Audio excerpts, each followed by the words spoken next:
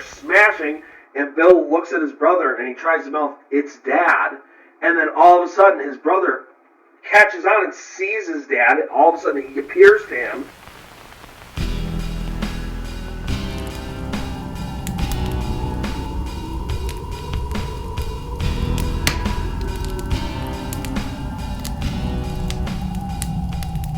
So, once again, you found yourself at the campsite of the Orator. Well, please pull up a chair.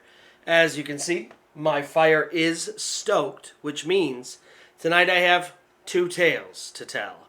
But before we begin, if you do find yourself enjoying this kind of content, first-hand accounts of the supernatural, paranormal, things that go bump in the night, then please like this video, but then subscribe to my channel and turn on notifications. That way, not only do you get notified every single time I upload new content, but it does help me to continue to do what I love, which is telling terrifying tales.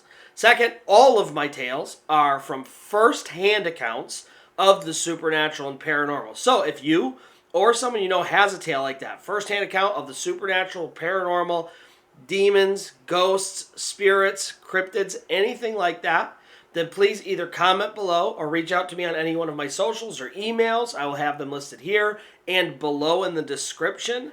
And reach out to me. We will find a time to get together, and I will collect your story and one day tell it here on my channel. Now, with all of that out of the way, let's get on to tonight's tales. Our first tale is entitled Handprints. So it's the early 90s, and Bill is about 7 years old, and him and the rest of his family are in the aftermath of dealing with a tragedy. Their father, who was not always on the right side of the law, found himself doing some really bad stuff and was on a high-speed chase away from the police. He tried to make it to his home. He entered his home. The police entered after him. He pulled a firearm on them and unfortunately was gunned down in their home. Now, luckily, most of the family did not see that when it happened, but unfortunately, they were of means where they couldn't exactly move out of the house. So they had the house clean and fixed up and everything like that, but unfortunately, they continued to live there. Now, it's several months after this incident had happened, but the whole family is obviously still dealing with this trauma.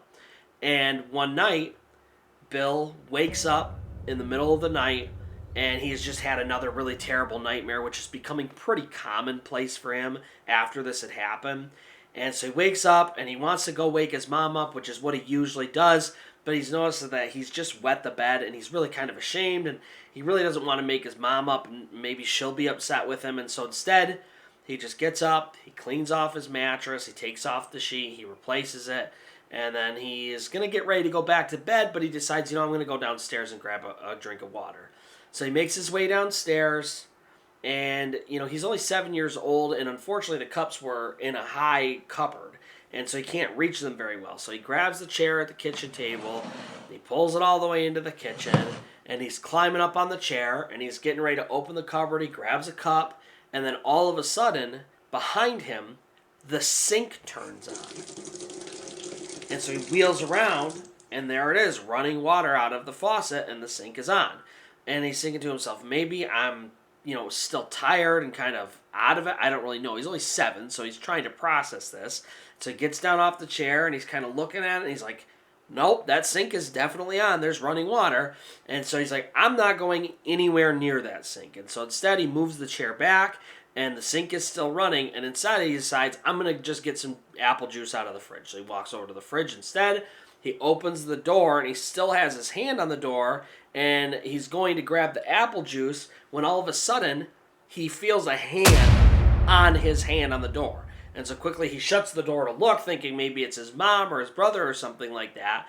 And instead, he's eye to eye with his dad. And unfortunately, his dad is smiling back at him, but it's not the dad that he remembers. It's his dad after he had gone through the trauma. And so his dad is staring back at him, but he's got this gaping hole in his head. And he's trying to smile, but instead of looking comforting, it's ghastly. And, Bill, he's 7 years old. And so he is freaking out, and he's trying to hold it together, but he wants to scream, but he can't. He can't make any noise at all.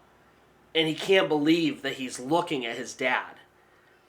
And all of a sudden, out of the corner of his eye, he sees his brother coming into the kitchen, and he's just flooded with relief because at least somebody is there with him. And he looks over at his brother, and he's trying to communicate, but he can't move and he can't say anything. And his brother's looking back at him, and all he sees is his little brother standing there, pale white, crying, terrified looking. And he's like, what's wrong? And then all of a sudden, Bill sees his dad walk over to the cupboards, reach up, and start pulling cups down out of the cupboard. And they come crashing down all over the kitchen floor. And Bill is just watching this happen. He can see his dad do it, but his brother doesn't know what's going on. And all these dishes are smashing. And Bill looks at his brother, and he tries to mouth, it's Dad. And then all of a sudden, his brother catches on and sees his dad. All of a sudden, he appears to him. And then the dad walks over to Bill's brother, who's about 10 years old, and he grabs him around the throat, and he starts squeezing and choking him. And Bill doesn't know what to do. His brother's freaking out and trying to grab his hands. And so Billy runs over to grab his dad to get him off, when all of a sudden, his dad just vanishes. He's just gone. And him and his brother are standing there, and they're both like panting and terrified and sweating and crying. And all of a sudden, they look around and realize all of the dishes that had just crashed to the floor, they're just gone. They're just not there anymore. They're put back up in the cupboard as if they had never crashed. And it's like none of this had ever happened, except, Bill's brother around his throat. They could still see these deep handprints that had bruised his neck. And so they both go back upstairs, and they talk about what had happened for a little bit, and they decide it's just better that no one ever hears about this because no one's going to believe them anyway. And so the next morning, Bill just makes sure to wear a collared shirt. And for a while, that's what he did. He wore stuff that covered it up until eventually it faded away. Until this day, they've never told their family about that ever happening. And thankfully, nothing like that ever happened again.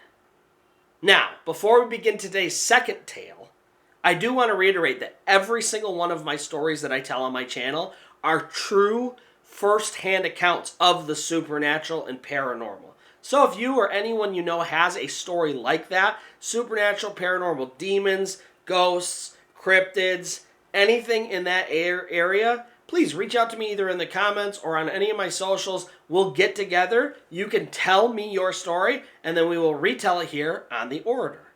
Now, let's get on to today's second story. This is a tale that I call Growl.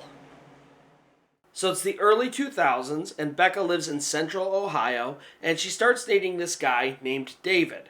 And right away, their relationship had its share of problems, but it was eventually serious enough that they started staying at each other's houses and even had swapped keys to each other's places. Now, Becca, she lived in a small apartment, and, it was fine for what it was, but David had inherited this really old, gigantic house. It was 3 stories. It had 5 bedrooms and 3 bathrooms, and it was just one of these really, really old houses, but it had been somewhat recently completely renovated, where they gutted the entire interior and then had rebuilt the entire thing. So he was really fortunate to have such a nice house. Well, because of that, naturally, every time they hung out, they did it at David's place, which was huge, instead of obviously Becca's little 1-bedroom apartment. And so Becca very frequently found herself going to Dave's house and either staying the night there, or, at certain points, because she had a key, she just sort of started staying over there because it was such a nice place.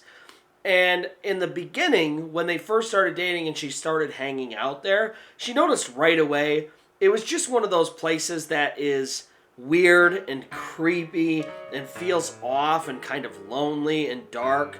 But she attributed almost all of that to the fact that it was such a huge house, and she was often either alone there or just with David. And so she thought, it's huge. It's just the two of us. Obviously, it's going to feel very empty and kind of sad. But the longer she stayed there, the more she realized there were these weird quirks with the house that were really hard to dismiss. Stuff like lights flickering on and off, doors sounding like they're closing and opening in distant parts of the house, footsteps sounding like they're walking around the distant parts of the house. There would be nights where they would be on the couch watching TV, kind of almost falling asleep on the couch late at night. And she said you could just sort of feel someone staring at them from the hallway, and it just felt really creepy and off, and she just sort of always felt that way in that house, but nothing really overt had happened. Well, there was one night, David is working, Becca's also working. Becca gets off, so David texts her and says, I am working late, but just let yourself into the house, I'll be there in a few hours, and we'll be able to hang out. And so Becca does. She lets herself into the house, she's hanging out there for a little bit. And one of her favorite things about David's house was on the main floor, they had this gigantic jacuzzi bathtub she loved. And so, she's like, David's not here. Perfect time for this. And so she goes there and she draws herself an extremely hot bath. And she knows David's not going to be there for a little while. So she's like, this is perfect. I'm going to relax. It's going to be awesome. So she gets in the bath. She's fully intent on relaxing for a little while. When all of a sudden, the front door to the house slams open, and she can hear it slam open and then slam close. And she's like, awesome. Not only is David home, but it sounds like he's pretty upset. He must have had a bad day. And then she hears David's boots stomping down the hall all the way to the bathroom door, and he's right outside the bathroom door, and she's like, I just wanted to come here and have a good night and sort of relax, and here we go. We're going to have another fight. Because like I said, their relationship, there's a lot of fighting pretty often. And so she's waiting for him to come in or yell at her through the door, but it's completely silent. And so she just sort of stops, and she's listening, thinking maybe he'll walk away or something, waiting for something to happen, and nothing does. And then she sort of thinks to herself, he knows that I think this house is really creepy, and so maybe he's just messing with me.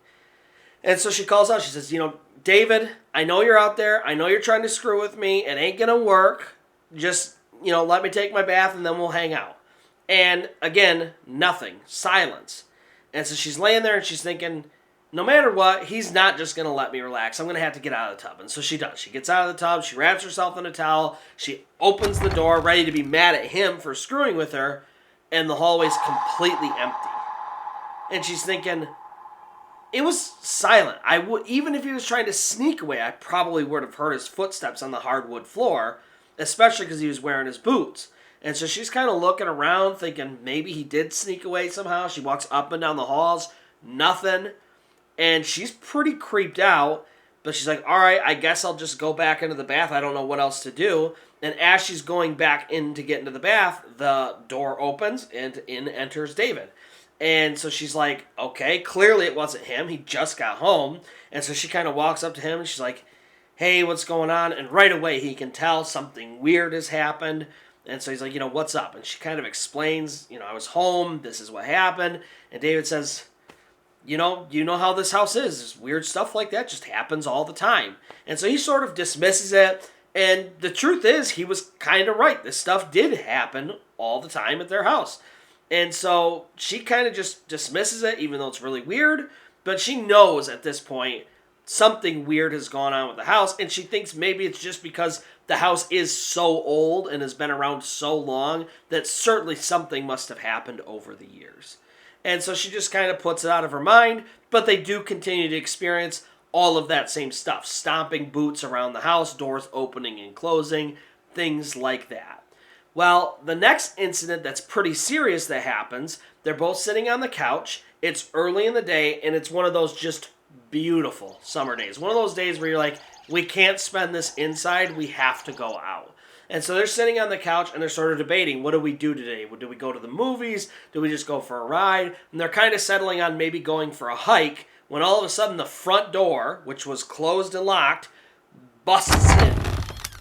And they both obviously look over from the couch, and there's literally no one there, nothing that had happened, and so they're kind of like scared, but they don't want to get up, but they don't really know what else to do. They have to go investigate, obviously, and David's like, maybe it's the wind, and Becca's like, yeah, must have been the wind, and they're sort of trying to convince themselves, and they go over, and they're standing in the doorway and looking out, and David's like, this is like a completely calm day. There's no wind even moving the trees, let alone to move one of these old oak doors. And it was closed and locked. And so, once again, they know something's happening in this house, but there's really not any way to explain it. And so life continues on this way until one night, Becca is kind of alone on the couch. David is in the house, but he's in a completely different room, and he's working on some sort of project that's going to take him a while. And so Becca's there, and she's watching TV. And as she's watching TV, she notices out of the corner of her eye something on the staircase. And so she kind of turns and looks to the staircase that's leading upstairs, and coming down from upstairs is this big circular orb of light. And it's literally floating in midair. And she watches as it comes all the way down the stairs, and it kind of makes its way over to the TV. It swoops under the television, and then to either side of the TV there are these bookshelves, these tall bookshelves, and it kind of moves over to the bookshelf, slowly ascends shelf by shelf up the bookshelf until it reaches all the way to the top of the ceiling, and then it just sort of disappears into the ceiling. And she's kind of like thinking, could this have been a reflection? Maybe there was a car outside and the light came in through the window. She's like, I know it wasn't that. I know it couldn't have been. She knows it wasn't any of these things because it wasn't a reflection on the wall. It was literally a bright orb of light floating through the living room. And she's like, I never used to believe in that kind of stuff, orbing and spirits and those kind of things. But she's like, this house is making me a believer. And so, her and David's relationship, it's kind of getting worse and worse, and part of it is just the fact that they're maybe not super compatible, but she's attributing some of it, at least, to the fact that even though this is a really nice house, she just doesn't want to be here anymore because it's so weird and so many odd things are happening. Luckily, the final straw would come that would not only end their relationship, but make sure that she never had to set foot in that house again. So it is now in deep winter in Ohio, so it's very cold. And because it's such a gigantic house, it's pretty difficult and expensive to heat the whole thing. And so they would very often just heat the living room area and stay in there and kind of fall asleep on the couch because it was a pretty nice couch. And they would just kind of watch TV until they fell asleep there. And that was how they usually did it. And so, typical night, late at night, they're together, it's cold, and so they're just heating the living room, and they do fall asleep on the couch. Now, Becca had work early in the morning, and so she didn't actually mean to stay over there, but that's, what happened. She just fell asleep on the couch. Well, she suddenly comes awake, and she quickly grabs her phone to check what time it is, because she didn't mean to fall asleep, and lo and behold, it's 5 a.m.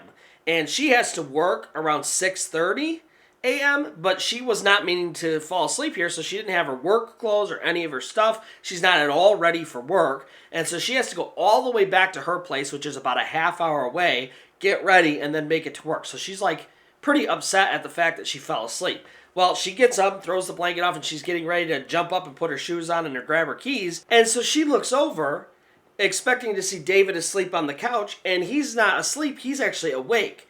And he's kind of sitting there sort of in the fetal position on the couch, and he looks really scared about something.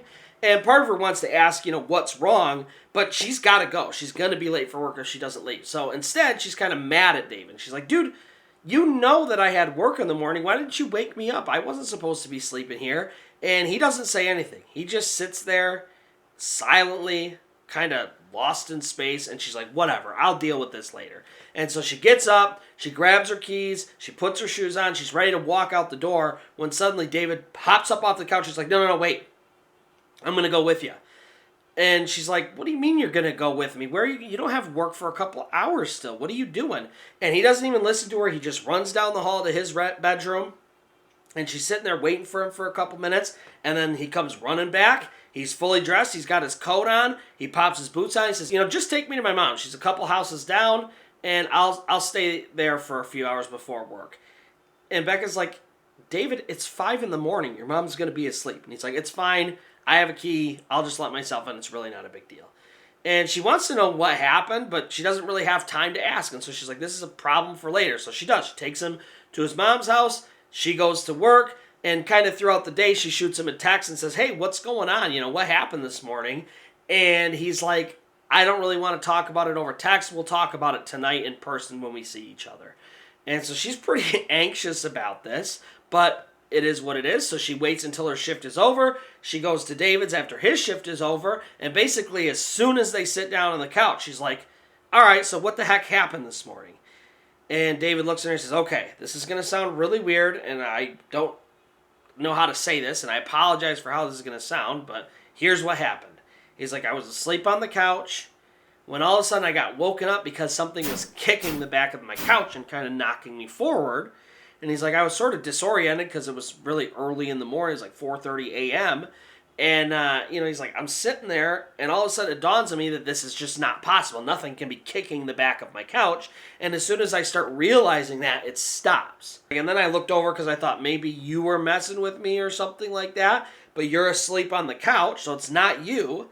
And as I'm trying to process this and figure out what's happened, he said, it was like something took over my body. And he's like, as I was staring at you, I could feel my teeth clench.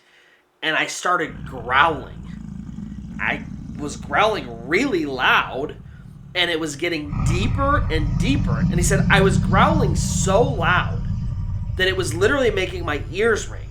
I wasn't doing it. I was literally in the back of my head thinking, how is she not waking up? How can she not hear this? And the other thing he's thinking is, I can't even make these noises. He's trying to explain to her, he's like, it was so animalistic.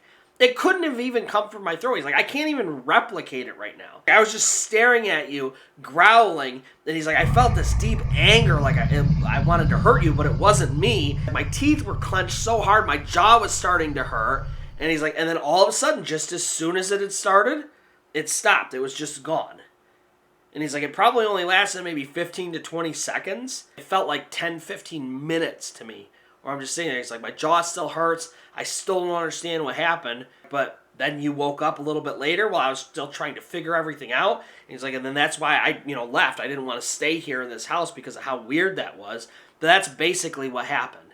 And so Becca, she's really weirded out by this. She's like, I don't know if this was the spirit thing that's been haunting this house and being weird. I don't know if he's a crazy person. But either way, our relationship is already on the rocks. And this was the perfect excuse she needed. So Becca cut things off with David there. And luckily, she never entered that house again. So that's going to do it for today's stories. Again, if you do find yourself loving this kind of content, first-hand accounts of the supernatural, paranormal, things that go bump in the night, like this video, but make sure to subscribe to my channel and click the little bell to get notified every time I put out new content, and it helps me to continue to do what I love, which is telling terrifying tales. And finally, once again, if you or anyone you know does have a supernatural or paranormal story, reach out to me here on my channel, comment below, or look up my socials. They're all in the description, and reach out to me on any one of my socials. We will find a time to get together. You can tell me your story, and I will retell it here on the Orator channel. So please, until next time, pull up a chair, my fire will be stoked, and I will have another tale to tell.